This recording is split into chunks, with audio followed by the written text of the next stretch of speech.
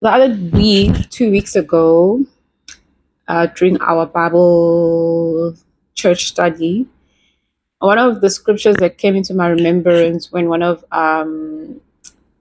the team members, if I could say, shared a scripture from Nehemiah about how malicious and persistent Toyabouts, Sanbouts were in making sure that Nehemiah does not complete the building of the wall, and the level of rigor and persistence of evil that they had to stop this man and everybody who was supporting him from building up the wall.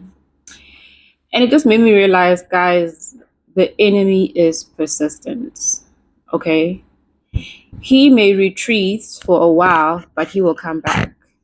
Because in Matthew 4 says that when Jesus was in the wilderness, the devil left him after he had tried to derail him. But the scripture also says that for that time, which means he was going to come back again. So don't idolize or glorify a victory to the point that you don't think something else will happen. Not that we must live in fear or live always thinking, oh, something bad is going to happen, but just be aware that the cosmos of this world, the entities of this world, are not designed to make life easy for you. So when things happen, when things happen in life, they mustn't become a shock. Like, oh, I can't believe this is happening to me. And just read the book of Nehemiah from chapter 2. Actually, read the whole book. You're going to see how persistent these guys are. They start being persistent from chapter 2 up until, I think, chapter 6, when they try to even get Nehemiah killed or get his men to trick him so he can get killed. All in the name of, we don't want you to rebuild these walls. A wall that will restore people's dignity, people's legacy, people's home. People will have a home to go back to. All in the name of, we don't like what you're doing, even if it's good.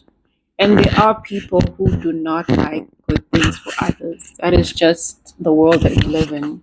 And they will do whatever they can to derail the good in you. So remember, the enemy is persistent, but you also need to be persistent in the things of God. And you also mustn't live in the awareness, oh my gosh, I can't believe Satan, he's doing it again. But just be aware of his tactics, of his childishness, because it's almost like a little child who's always petty. Whatever opportunity that they have to be petty, they become petty. And that's really the devil. The devil is petty. He knows that he's not all-knowing. He doesn't have all power. So he used the same tactics to derail us.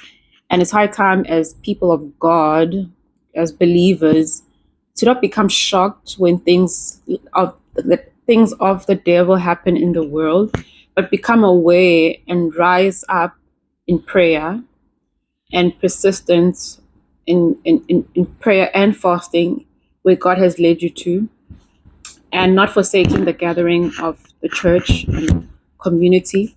Because when Satan works, he also does so in isolation. So be careful not to be too isolated all by yourself. So I wanted to share this because I was reminded by the scripture during our home cell study at church about how, I remember when I was studying the book of Nehemiah a few years ago, I was like, yo, these guys are persistent. You would think they will stop at this, but they carried on. So it shows the nature of Satan. He's also as persistent. But he's also very silly, because when you know how he works, you just look at him like, oh gosh, here we go again. So I pray that you don't become discouraged or derailed or let down by his tactics. Have an awesome day, guys. Bye.